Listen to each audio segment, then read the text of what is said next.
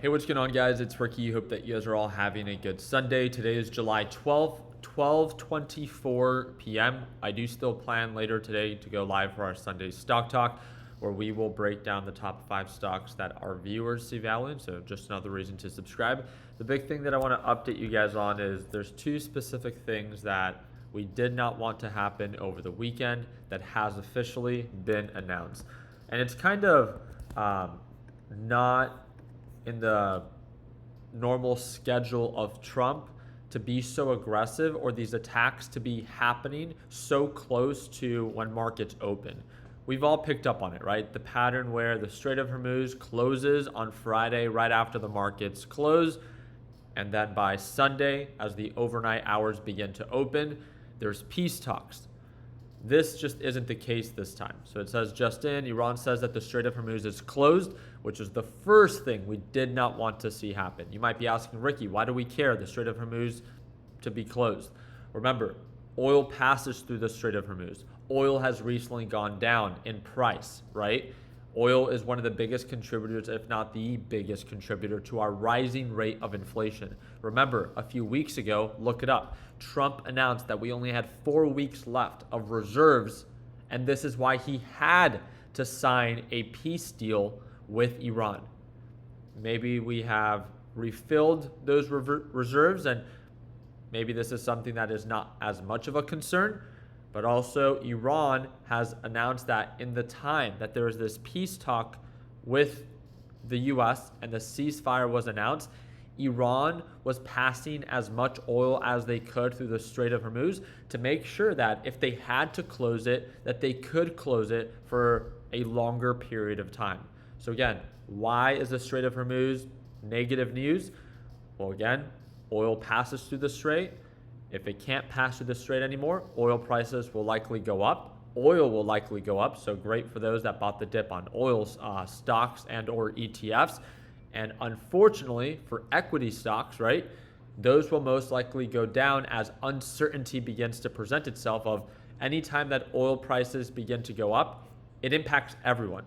Airlines, consumers, and producers. And we will see that directly negatively impacted with our rising inflation rate based off of the PPI and CPI report.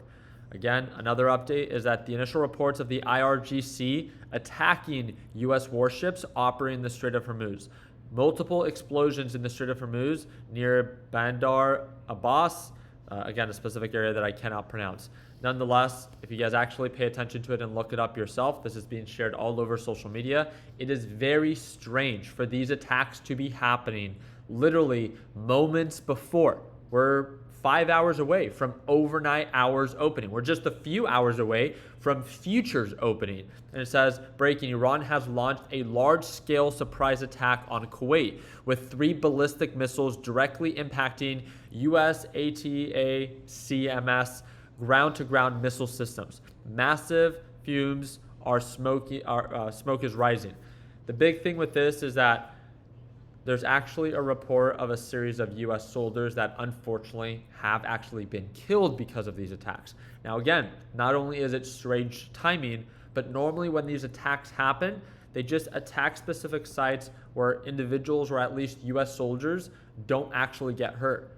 Now we have reporting, we'll see if it's actually true, of U.S. soldiers getting killed. This is not a good look for Trump in any way, right? The other thing that I wanted to make you guys aware is I just find it interesting, especially as we get prepared to go live for our Sunday Stock Talk, is again, this year has been the year for semiconductor and memory chip stocks. Even, you can say, space stocks, right? These are the top 10 performing stocks of the S&P 500. I find it to be interesting because, again, it kind of sheds light on what could be overvalued technically. A lot of you guys might know that fundamentally, some of these are still trading at very low P ratios, and even forward P ratios are even trading lower. With that being said, has there been too much momentum in such a short period of time that they need to correct harder? A lot of you guys might be aware that like SanDisk and Dell and Micron, especially Western Digital, if you actually pay attention to what they're currently trading at, they've actually retraced 25 to 35% already. But guess what? The NASDAQ market and the S&P 500 are just 1% away from all-time highs. So think about this. It's the incubator effect, right? If overall markets begin to fall, because we all know that Nvidia, Google, Microsoft, Amazon, they're not at all-time highs. They've actually experienced decent retracements already, yet NASDAQ is trading at all-time highs, most likely because of these inflated prices brought in by semiconductors. Now, if NASDAQ begins to sell off, it is unfortunate, but now it means that, again, maybe these semiconductor stocks that are some of the best performing can begin to give back some of those gains. Again, something that we're going to keep a very close eye on. As of right now, there is no break of pattern. NASDAQ market is still incredibly bullish, but this is just a reminder, right? When crypto was trading at $120,000 per coin, I don't believe in crypto. I don't care for crypto, but it's important to acknowledge elevated levels so you don't over leverage yourself, take too large of a position that if a retracement does happen, in this example, a 50% crash, that you don't end up actually regretting buying at those elevated levels. Remember, the only people that get afraid or concerned during a pullback are those that did not prepare. You can't predict the future. I can't, you can't, no one can, but we can all prepare. What does that mean?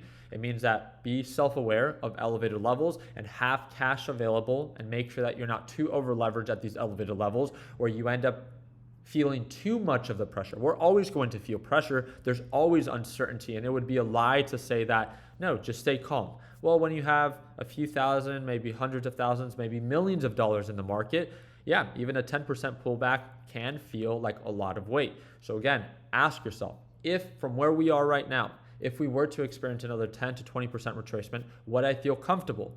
And would I feel motivated enough to want to buy more? Or is it too much pressure?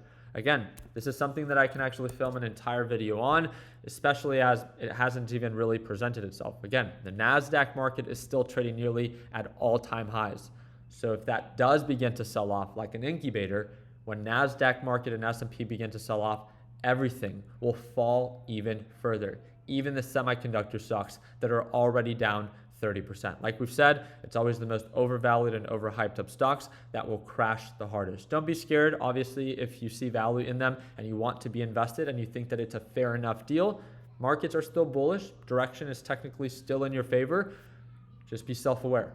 Watch the leverage, understand the downside, and make sure that you can tolerate the time that it will most likely take for markets to recover. I'll do my part in keeping you guys up to date with everything it is that we are hearing from the Middle East.